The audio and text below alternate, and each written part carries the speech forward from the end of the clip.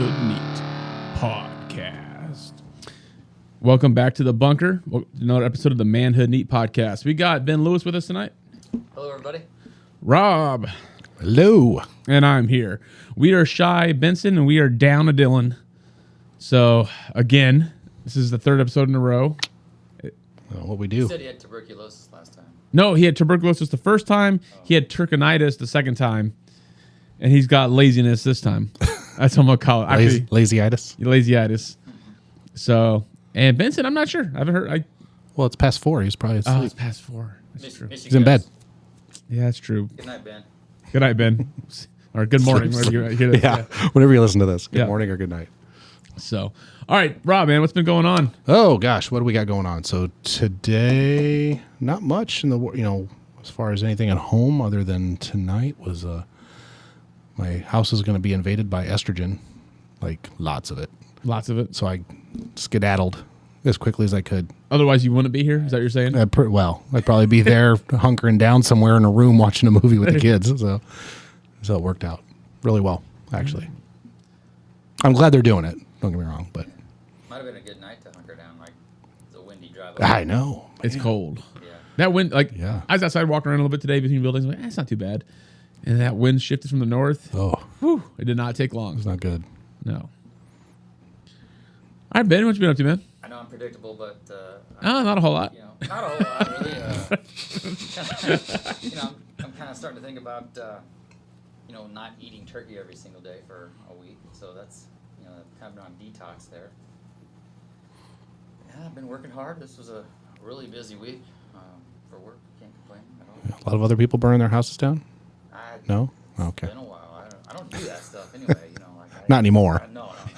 You've quit. Not anymore. Quit cold turkey. Ooh, turkey reference. Another turkey reference. I don't have anything exciting here. How about you? Save us, man. Well, my life's pretty boring, so I'm not gonna do much saving. Though, but before I go into what I've been doing, have you noticed? So at least for our family, like we had Thanksgiving, then you have Thanksgiving leftovers, right? And you have these big Thanksgiving meals, and then when you're done, you're like, oh, okay, I should not. Like I've been eating way too much for the last 4 or 5 days. So, but then you crave fast food for some reason. I think I had all this homemade food, so we had KFC, Oh, geez. we had pizza, and I'm like, this is. I ate a Big Mac today. Yeah, see what I'm saying? I might be dead for it, but I'm not sure. It did not sit well. I don't know if that's even food, really. It's close enough for government work. Yeah. Government work. Sorry, McDonald's. Please sponsor the podcast. Reach out. But no, other than that, let's see what's been going on in my life. Oh, I quit my job. Yay. Yeah. So that's that's exciting. With no job yet to come. So I got my foot kind of out hanging. But yeah, so Liz and I, you guys know, but the listener does not. But yeah, we've been kind of struggling through some things, talking about stuff, and we decided that we just felt the timing was right. So I'll finish out the year here, where I'm, at the farm, and then we're going to see where God has us land after that. So that's, I guess, the big thing that's been going on. So yeah, we got boxes coming. Some are already here. Start packing up, and then not know where we're going to unpack them yet. Figure it out. Faith, man. God already knows. Don't worry about it. God knows. My wife just wishes she did too. Yeah. So, I get that. They usually do. yeah. So, but no, it's been cool. But yeah, so we'll kind of see where things go with that. Got some feelers out for some different opportunities coming. So we'll kind of see. But that's about it. Other than the fact that football season is now over, so that's kind of technically not Oh, for most teams. for us. Yeah. Well, the one Getting team I follow is still going. Big 12 championship. Yep. Tomorrow night. That's tomorrow night. Sweet. Yeah. That'd be good. I'm trying to think. Yeah. Georgia plays tomorrow night. Yeah. too. Is it the night game? I can't remember. If it was. I'm sure it is. They'd be the bigger game. That's the SEC. SEC. Yeah. LSU versus Georgia. Yeah. Another beatdown coming. You think? To LSU. Absolutely. I don't know. I mean, for them to beat everybody and then lose to LSU would be a very Georgia thing to do. Right. And it's funny is this LSU's that team that one day they just Are good. throw it out the window. The next day you're like, where'd that? Yeah. How'd you make that happen? Didn't they lose to the Citadel to start the season or something like yeah, that? it was something just crazy. And then It's their coach, Brian Yeah. Kelly. He used to coach Notre Dame. Yeah. So, he brought some divine with him. and didn't they have? I think they've had 2 last second wins this year. Probably. I haven't LSU, really watched LSU a whole lot this year, but yeah. Well, the Alabama game for sure, Yep. right? But there was another game, I think. Is it A&M? Or wasn't it Tennessee? I don't know if they played Tennessee this year. No, because Tennessee. They didn't play Tennessee. Tennessee's crossovers were Bama and Ole Miss, right? Because Tennessee's in the East. Yeah, they played Ole Miss, I think. I can't remember. I don't remember either. So, but It's gonna be SEC. interesting. And I had another college football thing that I'm kind of excited about. I did see that starting in 2024, we were for sure going to a 12-team playoff. So, which some people are against it because they're like, it makes the regular season not count as much. So you're saying Nebraska has a chance? No. No? No. Well, 2025, maybe that's, let's give Rule a couple Give him years. 3? You got Yeah. the new guy. Yeah. You got to say something about that. Yeah. Yep. Hopefully he's not a choke artist. Whoa. Whoa. Too soon, dude. Too soon. We were talking about Brian Kelly a second ago. Coaching for LSU. Remember when Brian Kelly got introduced as the new coach, and all of a sudden he had like a case He had an accent. Yeah, he had a southern accent. at the pep rally? Yeah. And I was hoping like Matt Rule was going to do that, like coming out like wearing a pair of overalls and eating a piece of corn on the cob or something. But you can't have a Nebraska accent because it's We don't have accents. it's the anti-accent. We don't have them. Yeah. It's true. Just talk really plainly, Yep. and you will fit right in. And prefer your food flavorless. Yeah. No salt, no pepper, So, lots of butter. lots of butter. So, what are we sipping on tonight, Ben Lewis? We are sipping on a We're sipping on. bottle of Jim Beam Devil's Cut Kentucky Straight Bourbon Whiskey. Yes, you heard that right, folks. Folk. Folk. Is it just folk? Jim Well, that's Beam one. Okay. Devil's Cut. It is a 45% alcohol. That's not any proof for the Proof. Iowanians. Oh, hey, And for the Nevadans and Arizonans, because they can't count for crap. that's true. We found that out about a month ago. But there's not a lot in this bottle. It's extra aged in the heart of Kentucky. Jim Beam's Devil's Cut Kentucky Straight Bourbon Whiskey is made for those who take their whiskey seriously. Ooh, that's why it has a plastic cap. Yeah. So why is it called Devil's Cut? Do you know the story behind that there, Ben? You should, in fact, I think you should be reading this thing since Since you don't know how to read? that too. All right. It says, while bourbon ages and the angel's share evaporates, some also remains trapped inside the barrel.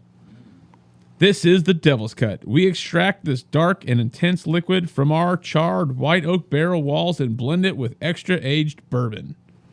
Jim Beam Devil's Cut is a distinctly bold bourbon full of rich, intense flavors.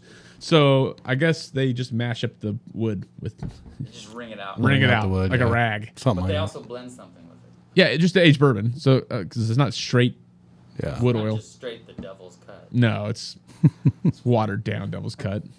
It's the imp. Chunks of wood. It should be called the Imp's. Yeah. Cut. Yeah. I thought the way they got it out was they heated the barrel with like hot, sweat it out? like and it sweats it out, and then they collect that, and then they mix it. If I read it right somewhere. Cool. All right. Well, this bottle is brought to us by. Exactly. Aaron Miller. Yeah. Us. Thank you, Aaron. Yep. But if you would like to reach out and support the Manhood Neat podcast, you can multiple ways. The simplest way is to tell your friends. Just say, hey, give them a try.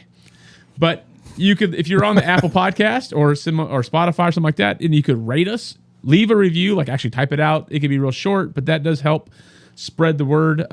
Just share on your favorite social media platform. You can email us at manhood.neat@gmail.com, or info@manhoodneat.com. you can follow us on Instagram or Twitter @manhoodneat. That'd be it. Those are the ways to help us out. Reach out, share, Just let us know you listen. let us know you listen. If you got, and please send questions. The Yeah. mailbag episodes are our favorite. It was is. cool. It was fun. A couple of weeks ago. So with that being said, A week ago. let's pop this top. Well, how? Yeah. By pop, I mean unscrew and a little pour. For those who take their bourbon seriously, For those who take their bourbon you seriously. want to be able to unscrew it. You can- Thank you. Yep. All right. We'll jump into the nose of this bad boy. So I get a cherry, but I also get like a at the very back of it, I can smell like almost like a musty wood. Yeah, that's that musty wood's there. Rob knows about the musty wood. I do. I get the little bit of the caramel on Yeah. the smell. Ben, what do you pick up on the nose? Start drinking. Just start drinking. Start drinking. It's light. Doesn't appear to be strong, obviously. It's really light. There's nothing really up front that catches you too quick. A little bit of a sweetness. Yeah. The wood's, you can taste that wood there. I could taste the wood in the back. Yeah, it's like really, I'd almost say like a dirty wood. I don't know how to explain it, but something that's like, yeah. A little rise. like you almost like the charcoal is still in there. Yeah.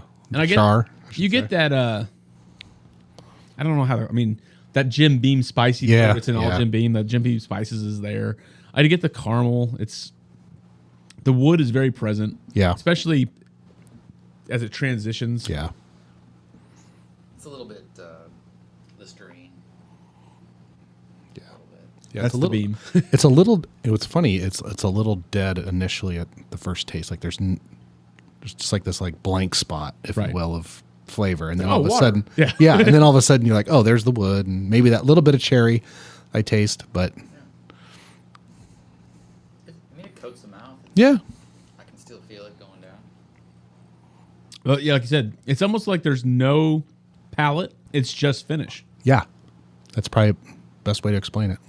Yeah. And it's wood, a little bit of caramel, a little bit of dark Yep. fruit, that cherry. Yep. And like a dark cherry. Like Yeah. it's a heavy Yeah. cherry. Yeah. And then the wood, and then a little bit of that cinnamon and baking spices kind of flourish at the end, but it's real light. The Yep. wood overpowers, especially as the finish lingers. It gets a little tinny. Yeah. I think it'd be a good mixer. I think I can throw a Coke in it. I think that's what it's for. Honestly, Tea. I throw it with some. Yeah. Did you say and tea? sun to it. It tastes just like every other. Yeah. Yeah. I mean, it's not. It's drinkable neat. Sure. Like if I was It would not be the preferred way to take it though. no, this to me in the summertime, throw a single ice cube into it, Yeah. and I'm Could see using that. it as a palate cleanser for a good cigar. Okay. That'd work. Because sometimes I don't want to, I want to use a high end cigar to cleanse my palate. Yeah. I mean, sorry, a high end bourbon to cleanse my palate from the cigar when I'm trying to enjoy the cigar. Mm-hmm. So it'd be a good palate cleanser for that, or it'd be good in marinade. Yeah. There you go. This, Aaron Noller whiskey roast beef. No, Yeah, whiskey brisket on the smoker. Whiskey brisket. Okay. There you go. I could see that being I was good thinking that you for had a that. great story though about using whiskey in a crock pot. Okay, yeah. So I do put a little bit of bourbon like on a roast beef because it just makes it super tender, right? In a crock pot all day, and I put like I know this story. so I just put like a little bit and then fill it with water, Yeah. like you do a crock pot. So and I made it for my in-laws, and they were saying how good it is, and they told all of their other kids. So my one sister-in-law called, and she's like, and she's like, how much do you put in there? I said, well, just a little bit, then cover it with water. Well, she thought I said just cover it. So they go to church and they literally just pour in. They put the dry seasoning on, and then they pour bourbon over till it covers it, Lord. and then they leave it baking Oh or my in the crock pot. gosh. And they come back from church, and it was like they're like, we couldn't eat it. Like it tasted like straight bourbon. I'm like, yeah, because you put a bottle of bourbon on top of your roast. No, Oh man. no. Story would have been great. I'm like, wait, they ate it and then they were Yeah, their kids were they were passed out. And I still would have ate it. I would hate it. I'd be like, honey, this is the best meal. It's the best meal. So that was Though I do have another thing I have to have Liz make. She makes a bourbon bacon brownie, Ooh. and you only want you want to eat it like it's fudge, because it's so rich. Like you want little pieces, but it's Sounds really good. good. And you literally pour the bourbon over after it's done, so you're not cooking Nice. off the good stuff, right? So Rob, speaking of the good stuff, Yeah. what you giving this? This is probably going to get a 53. Oh, you're above average yet. Yeah. All right. For me, an average, I don't even know what whiskey I would put on the average scale, honestly. Okay. We've Right. been blessed by a lot of good ones. We had one below 50. We've had a few below 50. We've had a few. This isn't the old, what was that, old Bart? Old Bardstown. Old Bardstown. Yeah. We beat that one. That one was like a 4. That was in the Dakota one. 40s. South Dakota one. Yeah, that was pretty bad, too. We had something else that was down. I think It was better than that. Yeah. But I'd say it's average, so 53. 53. What are you giving it, Lewis? I'm right in there too. Just slightly better than a Mustang GT. I'd say like a 51. Okay, 51. See, to me, when I think of like a 50 average, it's Evan standard, just standard Evan Yeah. Williams is 50. Okay. I like that better than this. I'm giving this a 48. Oh, okay. So There you go. yep. I'd have to probably have them side by side before I could make that. And I'm decision. not. I mean, I would if I come to your house and you pour me this, I'm not offended. I still drink it with you. So How dare you? dare you. You poured me bourbon. throw it in your face. Devil's cut. Devil's cut. Devil in your eye. 53. 51. I gotta write this down. Sorry. 48. I'm getting too old to remember numbers. Oh, so I do have a funny story before we get going. So my in-laws, well, last time we met, my in-laws were here, right? The weekend of Thanksgiving. And so on Saturday, the day after our podcast, we were going to figure. We were going to go to Shields because they don't have Shields in Denver. We've been bragging up how cool Shields is. But then I listened to my kids talk when we were getting ready to leave, and I realized that maybe we've been in the country a little too long with them because they're talking to their cousins who are from Denver, and they're like, when we go to Shields, it's going to be so awesome because there's a Ferris wheel. I'm like, that part, okay, that's legitimately cool. Doesn't matter where you live, like riding a Ferris wheel in your little kid's school. They're like, and then we can ride the escalators. And I'm like, okay, that sounds pretty country. And then it gets worse. They go, and after that, we can go to Von Mar and look at the bathrooms. They got awesome bathrooms. Yeah, they're like, They actually do. yeah, Really nice. bathrooms. But I mean, the store itself's nice. so high end. I feel so out of place there. Yeah. I'm just like, I do not belong in this. Yeah, but I sit there, I'm like, Can I help you, sir? Yeah, they do. They keep coming to me I like, don't belong here, I'm sorry. they go, you need help, sir. What do you come here? but yeah, so my kids, their excitement was they wanted to go check out the bathrooms in a fancy store. I'm like, yeah, we're a little bit off the farm. Yeah, I guess, a little bit. But yeah. Gotta go to the brewery here in town. They have great urinals in the bathroom that are made of Budweiser kegs. Would be cool. Yeah, that's cool. So you're peeing on Budweiser. It's probably like kind of a Is it kind of a joke? Actually, that's just going down and into their kegs, and then you drink. Oh, whoa. Well, Wild Rocket Brewery. Check it out. they will not be our sponsor don't- anytime soon. They don't make bourbon, so that's right. Not now. Not now, yeah. They got to age it first. Yeah. Oh boy. We got a few more years. A few more years. All right, Lewis. You know what the topic of the night is? What's the heavy topic here? What's the verse we're gonna jump on? You got that much? I did read the verse. Did you read the verse? So did I. And then I totally forgot what it was. 1 Peter 1, 3 to 5. 1, 3 to 5. That's right. Yep. Not for what'd you read the first time? First Peter 3:15. I know, I'm terrible at text messages. Can you please tell me again? Then you said, "Oh, we're not even meeting tonight, Lewis. Don't Don't show Oh, no, I know we are. All right, so I'll read these verses here. Blessed be God, the Father of our. Okay, let me start over. Blessed be the God and Father of our Lord Jesus Christ, who according to his great mercy has begotten us again to a living hope through the resurrection of Jesus Christ from among the dead to an incorruptible and undefiled and unfading inheritance, reserved in the heavens for you, who are kept guarded by the power of God through faith for salvation, ready to be revealed in the last time. Right? So it's a cool verse. I like these verses. But like to me, when I started looking at stuff is how different of a thought process we have as Christian men as opposed to men of the world. And just reading this verse, like some of the stuff that like jumped out to me is one, this whole idea of being like brought from death to life, right? So like what is that in this that it is by God that we are kept righteous in all these things. And so whereas the culture kind of teaches is that everybody is inherently good or is good, and the reason they become bad is because of things that have happened to them, right? And now, do I think this is the way culture thought 20 years ago? No, but today you can even watch it in our movies and stuff. There's no more just bad guys, right? Like let's go to Christmas movies. Die Hard, right? Yeah. Hans Gruber. Terrible. He's just a bad dude. He's a bad guy. Is there a backstory on why he's bad? Nope. No, he's just bad. It's bad. Well, he had a German accent, so he's bad. Enough said. Even though he's British, the actor is. Well, was he British in that movie? He was British, but No, he's German in the movie, but he's German in the movie. British in real life. But one of the guys was like Swedish. It was weird. Oh yeah, they're a weird collection of. It was. That's the first time you saw like the Steierog on Yeah, yeah. Oh, it was, Yeah. yeah. I think Hans carried a cool H&K piece of. Sorry, I don't want to get off track. Yeah. But you know what I mean? So like back then, bad guys are bad guys. Like old Bond movies. Yeah. Like even so, look at Bond. Just pure like, evil. Yep. But now the newest Bond movies, there's always a backstory of like Why they're evil. And if the thing that's funny is the last two, it's actually MI6's fault they turned bad. Well, of course it is. Yeah. So like that's just a complete different way of looking at things. And so like the first thing I'll do, I guess, do you guys have any insights or anything on the verse? And then I want to kind of just we'll kind of widen the conversation after that. When I read the verse and what you're talking about there, and I think a lot of it is, or my mind goes, I should say, is more of the spiritual battle behind it all, and how God to me in this verse is getting us really to think more in that level, right? Like this is a spiritual battle. This is not a flesh and blood battle. These things that we talk about on earth, like you said, like, you're inherently good and all that. That's all fleshly thinking and all earthly thinking.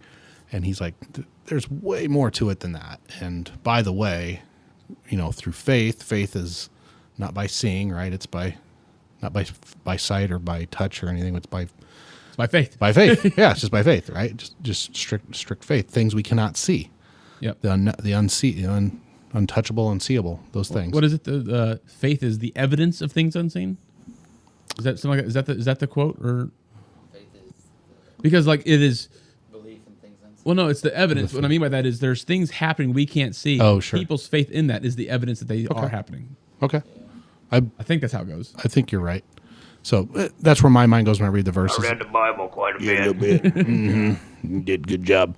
So that's where my mind goes, is about the spiritual battle, the spiritualness behind it, and getting out of this worrying about what's happening here in front of us, and looking bigger and thinking bigger picture and outside of ourselves. I'm with you, Rob, too. These verse 4 is great. We're waiting for an inheritance that is imperishable, undefiled, and unfading, kept in heaven for you. We live with that hope, but only comes from the mercy, that we gain through Jesus' sacrifice for us. So we can live victoriously, man, no matter what's happening on earth. That is waiting for us, and that changes your whole perspective. Yeah, and I think that, like when it talks about in verse 3, talks where it says that we are through the resurrection of Jesus Christ from among the dead to an incorruptible, and talking about that, like we are brought into it, and so until we're brought into it, we don't even know of it. Does it make sense? And so Well, what's the opposite of those words, right? It's corruptible, it's perishable. So that's who we were prior to being brought into it.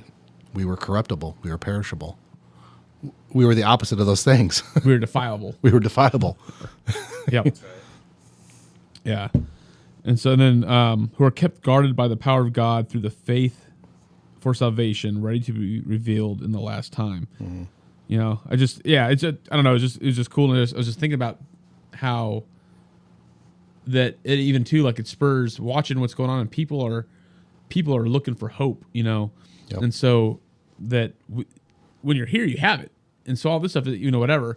And we'll kind of sidetrack. We're going to tangent a little bit. This will be a lot of tangents in this episode. But see, I think, Indeed. yeah. Indeed. Louis, were you in my Sunday school class this past Sunday? You were there, right? Yes, sir. So we were talking about, that's a survey one, right? Yeah. So they did I think it was Enya, not Enya, the singer. Sail away. But, Say that again. sail away. That sounded just like him. It sounded just like him. But I can't remember who it is now. Heard of her. But they did a study of 25,000 young Gen Zers, right? So it's like 15 to 18-year-olds. You say gingers or Gen Z? Zers. Oh, okay. Yep. Gingers. Gingers. Just a bunch of gingers. A whole bunch of gingers. Yeah. But We don't have any redheads listening. No. probably not. We have one talking, but not listening. But they're in the United States, and then like also in so 25,000 here and 25,000 in Western Europe, right? Yeah. And 60% like claim to believe in Jesus, not that as a savior, but that he existed and all this stuff. No, wait, maybe I went backward. Yeah. And 70% of those were open to learning more about him, which was way up from from millennials. Millennials at the same time they did the same study, and it was like 42%. I was listening. That Yeah, Sunday. it's something like that. Surprised me. Yeah, and so and I might be off on my figures a little because I don't have my notes in front of me, but it was Who taught this class? Because they should know. I teach and forget. I flush. I have one brain cell. You have limited space. Yeah. So, but anyways, it was a drastic increase. I don't remember again the specific numbers, but it was a drastic increase. But they're trying. So one, it was the hope of the fact that there's this openness. But then the other question was why, right? And then we start talking about the generational change that we're seeing too. Is we're going away from like the touchy feel. Like millennials are more of emotion based, where we're starting to see a return to result based with the Gen Zers. And it's almost but hyper too far in their direction, like where they don't care about people's feelings at all. Oh, sure. Like they'll just walk over you to get to where they're going. But which is again we're getting really out of the thing. But I thought it was cool though is that there's this openness to it to Christ, but they're searching, but because if they're not brought into the light through people who know Christ sharing the gospel, there's this hyper swing to logic, from emotion to logic, and not the balance, but it's still just dead, right? It's still fallen. It still falls short. It doesn't make sense. Even as Christians, we can look at the ones at hyper logic, no emotion, and be like, you're missing so much. And then we can look at the other side, emotion, that logic, and not that Christianity is just this perfect balancing of all these things, but it's easy to see that people who are lost, like searching for definition, meaning, and all this stuff, and hope, and then because they're unguided, they end up all over the place. And so when I read these verses, to me, it's like, oh, man, like we always look at wisdom and what the Holy Spirit grants us as only religious, for lack of a better word, but it's so practical just in day-to-day walking. Do you think Gen Zers can wait long enough for Jesus to give them that imperishable, undefiled gift that is waiting for them in heaven? Think they can wait that long? What do you mean? I mean, aren't these the people whose attention spans are that, and they jump job to job to job, and they have the answer right now because it's at their fingertips constantly? A little bit. Maybe even a chip in their brain someday that tells them the answer right away. Elon Musk is working on it. Yeah, he is literally. Yeah, what is it called? He's got a name. What is that called? Wait, I thought he was a good guy.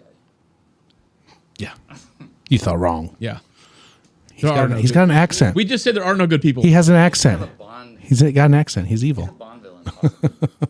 Yeah, see, that's why he doesn't want what's. But his backstory will be, something that makes him look good. Yeah, yeah. He was just trying to save the world. That's Klaus the Schwab. Klaus Schwab. Straight up. That's straight up. He's old school Bondfield. He's old. Yeah, he's Dr. Evil. Yeah, there is no good. Yeah, no backstory. He's got a bald cat and he's pet. On his lap right now. He even sounds like a Bond. Oh, he does totally. Sorry. Man, our tangents are pretty good today. Yeah, they're bad. They're bad. Wow. It's the devil's gut. It's devil's good. So, Yep. Yeah, I don't know. It's to your the attention span.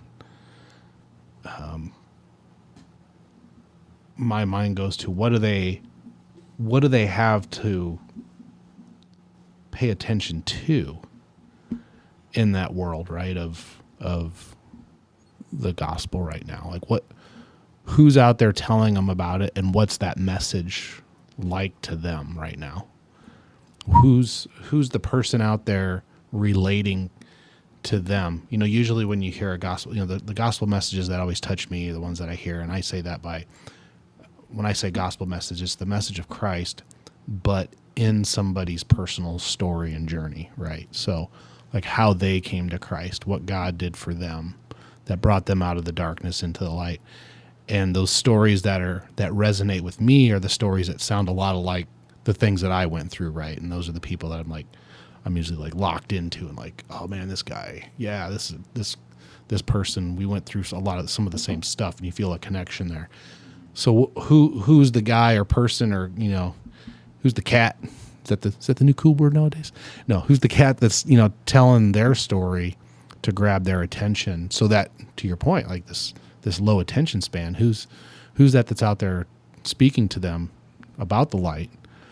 And do they have that, or are we just talking down to them versus talking life into them, right? And I'd probably be guilty. I don't talk to any of them, right? It's just As in I'm that sitting here that thinking mode. about what I just said, I'm feeling like, oh man, I just insulted, Our listener. a bunch of yeah.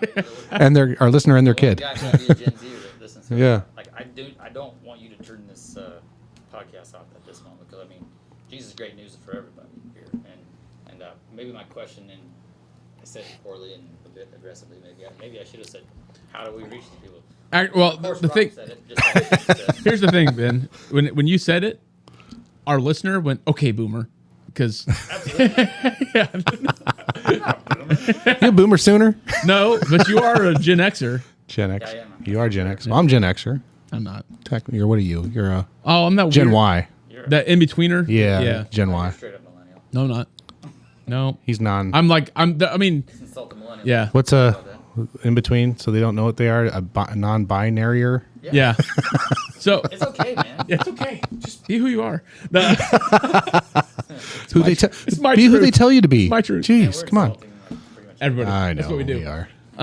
But what I think is cool though, when I look at it, is like so, and I think really bizarrely, you guys know that. But I start Yeah. looking at stuff and I'm like, okay, how does like God is always working in culture and Mm-hmm. not like he's purifying, he's using the church to purify the world or reach the world would be a better way to put it. I'd say to reach, reach yeah. the world, yeah. But I think he also uses the world to get the church back in line at times. Does that make sense? And what I mean by that is the Western church for a long time, like we've gone into like a super high speed apologetics, like reason you into Christianity stuff, right?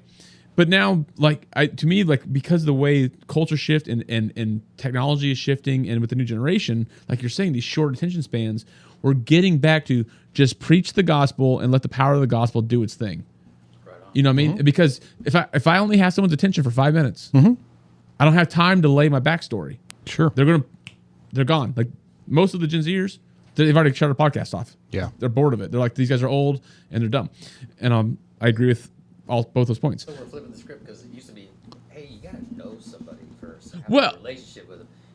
I don't think it has to be either or. You're right. I mean, it depends. But one thing is for sure, there's power in the word. Yeah. Give it to them and let Jesus go to work. Let the Holy Spirit go to work. I think. Well, I'll go back to sharing your story too. In that, I think that because I think what a lot of those kids, these kids that we're talking about, they're looking for a connection, right? And that's part of one of the reasons they don't have an attention span because they don't have a connection with people, right? They don't. Their biggest connection is followers on their, Instagram. Yeah. Instagram, TikTok, whatever it is they're Which using. is true because, Right. sorry to cut you So off, it's all about numbers. It's not about an actual connection with a human being. It's and validation. for somebody to stop older than them, even, or you could be even somebody in their own, peer group, but to stop and actually want to make a connection with them probably would blow their mind. That somebody's actually talking to me and want. Now they may look like they can't pay attention, but I guarantee I could almost promise you it's probably blowing their mind that somebody's wanting to talk with them and get to know them and understand them, and then sharing their story with them, being vulnerable, right? Because that's when we share our own stories with people, that's being vulnerable. That's opening up, saying, "Here's where I screwed up in life. Here's what I did. Here's how bad it was before I found Christ, and here's why I now have a new hope. Here's why I am able to walk in this light, and this is what the light is." And then preaching to them, right, about what God did. And I think that's that connection. I think when we come at them with Jesus, say, this almost preachy gospel. To a degree, I'm not saying it doesn't work. Okay, don't get me wrong. I've seen it on YouTube channels. People need to hear that, but I think it's where God wants us to be. I feel that Christ wants us to be. It's all about relationships, right? And that's the thing. But sharing, being the vulnerable person with that other person, to share that message with them as well. So, like I talked about the pendulum swing that the church always does, or people always do, right? Like we go way one left, and then we swing way too far right. Yeah. I think it's the same thing with presenting the gospel. So we went from there was a time where it was have a big program where you present the gospel, and like I remember going to like church camp and be like, these are the words you say when you present the gospel. Yeah. You had this formula, Yeah. right? And then it shifted. You have the altar calls and all that. Yep. It shifted away from that to no. Build relationships Yeah. so that you can present the gospel. And God's like, no. present the gospel through the relationship All like the all the time. Like it's not that hard. Right away, just get the Bible Yeah. out, beat 'em up. Well, no, it's not even that, but it's like you were saying, like I don't have to okay, I have to know this person for 2 years and 13 days and know their like all their before I present the gospel. But at the same time, Well, yeah, and to your point on that second option, it's like there's people that could know somebody, you know them for years, or they know you for years, and if somebody asks them like, "Hey, did you know they're a Christian?" or they'll be like, "They're a Christian?" yeah. Because that's how.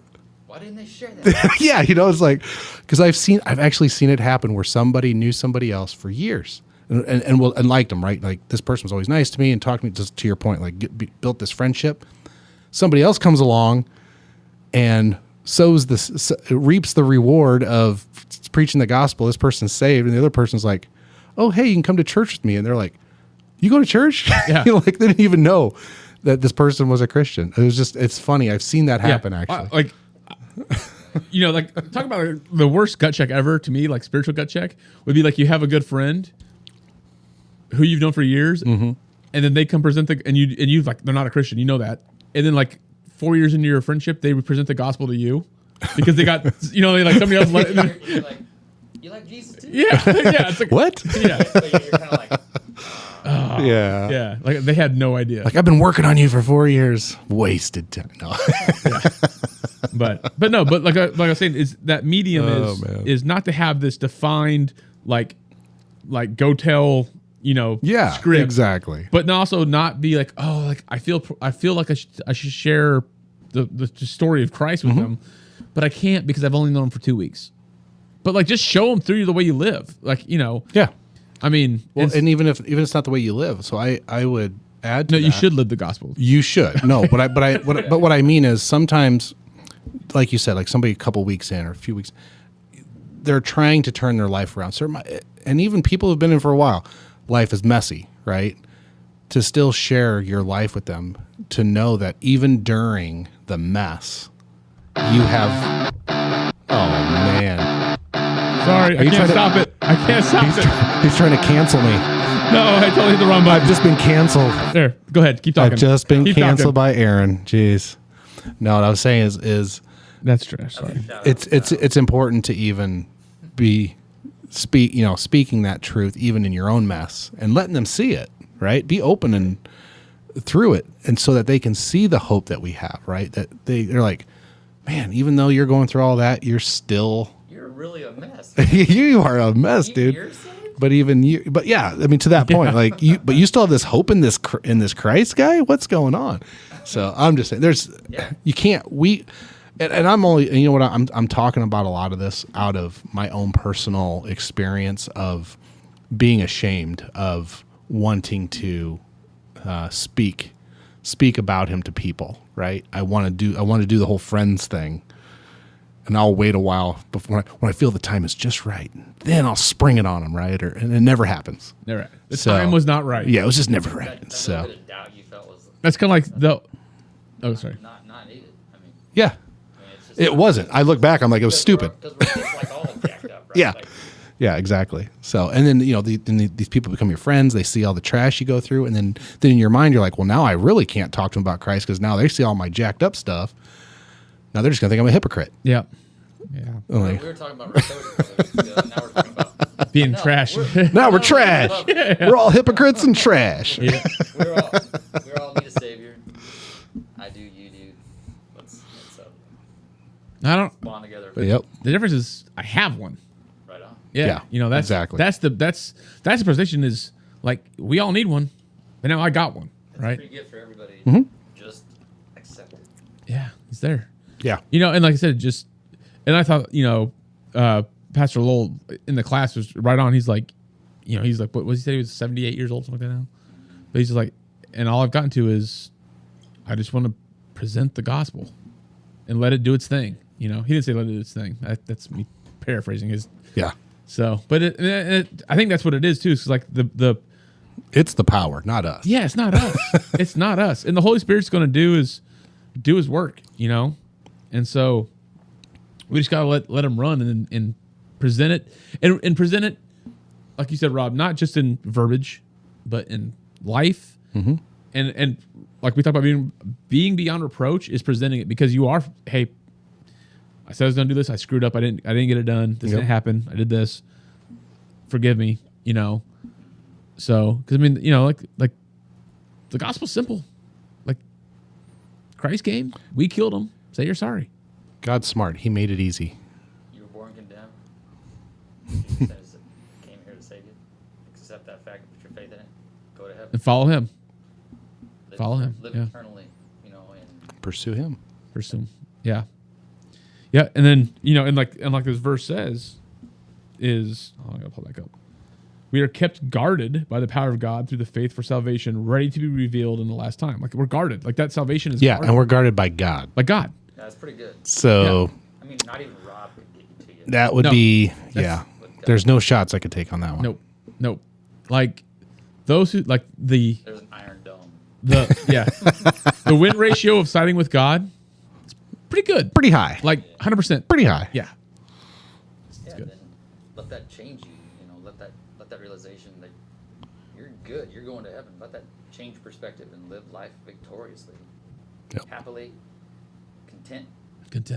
Wanting to and then help build the kingdom. And everything else just becomes. I mean, and it'd be like it's like the parable of the. I just saw this last night, that's why it's in fresh in my mind. But the parable of the guy who finds the treasure in the field and runs, and this treasure is way more valuable than anything he's got. And he's like, I'll sell it all, buy that field, and get that treasure.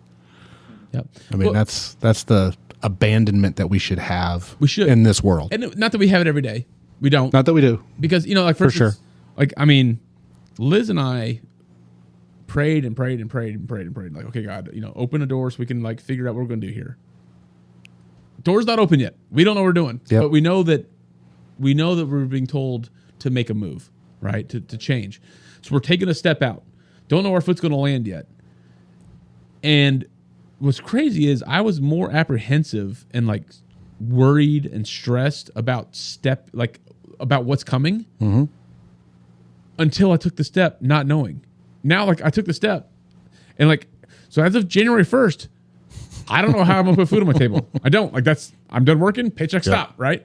Until something changes. And so, but I'm not like I was much more worried 2 weeks ago before I took the step than I am today. It's funny you say that. It's like that. It's once you get it out and you lay it on the table, like we put it on the altar to God, and all of a sudden it just becomes like this weight. And it's just like when we become redeemed, right? It's that final moment when we say, I cannot do this. I don't want this anymore. And we shed that and we take that off and we put it in front of him. And we're like, and he's like, got it. He wipes it away and takes it clean. And that's what you know what I mean? I could see that being what you just went through with this. You were trying to carry the load. And he's like, no, I didn't want you to in the first place. Just set it down in front of me. That's right. I'll take care of it. And it's like, he's saying, I dare you to test me, Aaron. Yeah. Well, I was saying he's dare, but he's just like, you're making it harder than it is, Aaron. Just set it down, dude. Yep. Yep. We're all guilty of it. I'm just saying it's a cool analogy. Yeah. It's awesome. So yeah, we'll see. But whatever happens. And, you know, and what's and that's just a minor thing. You know, like I think about it, like that's just to him everything's minor. Well, I know. You know what I mean? But in my life, like least like so, and I'm approaching this job change already being a believer, being a Christian, where I know my purpose is not my profession, right? My purpose is much bigger than that. And so, but can you like before salvation? And I came to Christ as a young child, so I never had the weight of the world on me, or of leading a family or any of this. But like I look at people who are adults or my age who have not yet met Christ or have not met Christ, and they're carrying this weight of not only like the provision part that us as all men carry, right?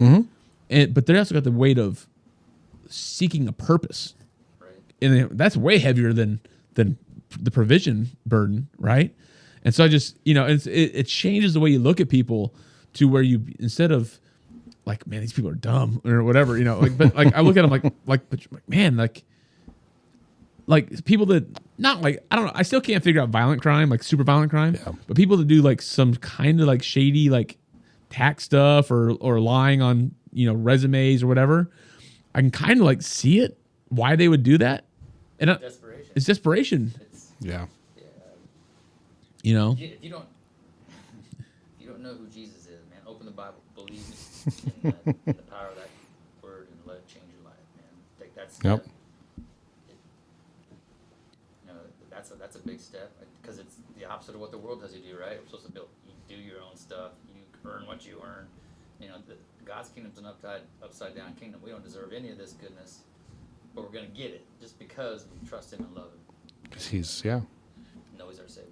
And Rob, your analogy of carrying the burdens on your back, I think is perfect because if you're I mean, let's use a ruck, right? Yeah, you're rucking. You got it on your back and it's heavy. Yep. When you get if you got to pull that off and set it up on the counter after a long hike, it takes a lot of effort to get it off your back and lift it up and set it up on the shelf, right? To get it up there. Yeah. But once you let go, that relief, right? It is one of the best feelings in the world. And so, and where God, that call of God, we feel it, right? Yeah. People feel that, but when they have to pull those burdens off and set them on that's hard. And they get one strap off the one shoulder and go, I can't. Yeah. I ain't got it in me. I didn't get the strength to do that. Yeah. Yep. But once you get it off. Yeah. And it exposes them, right? And it feels like you're being exposed. It feels like you're being, undressed. Especially right? taking that plate carrier off too. Yeah.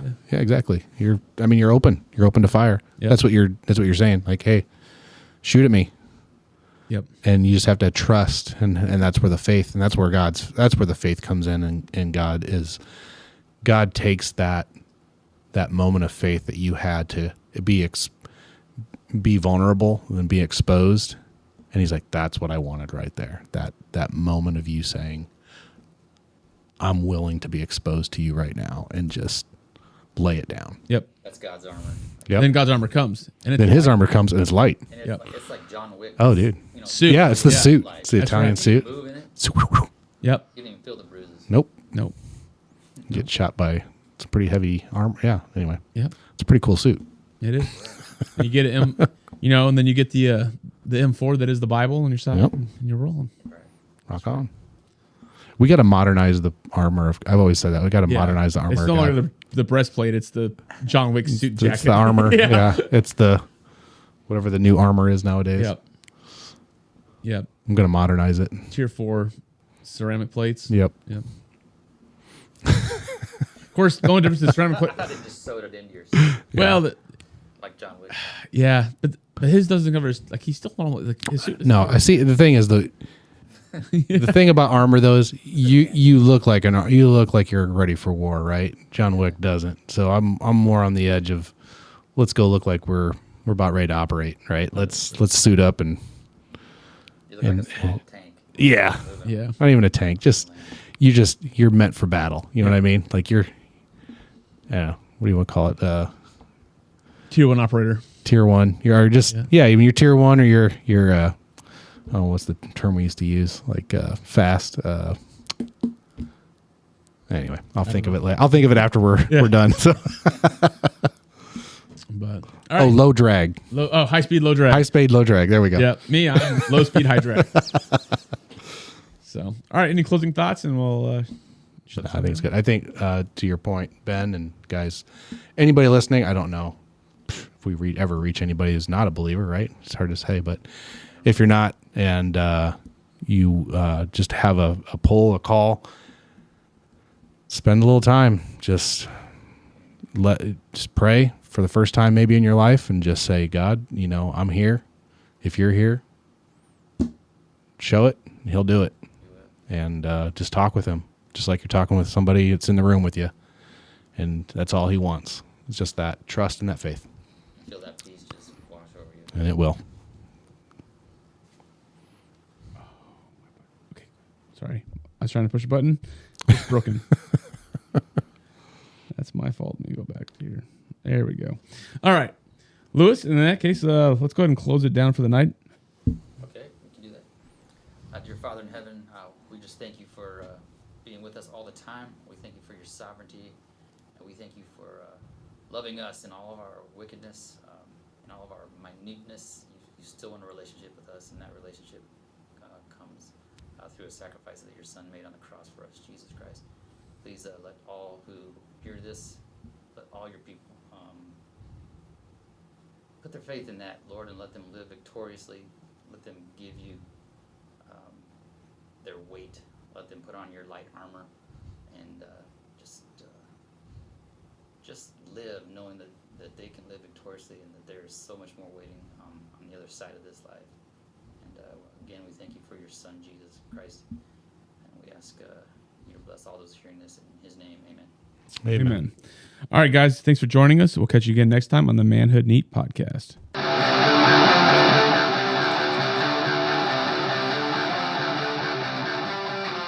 I got so lost on the board this episode. Pretty good, man.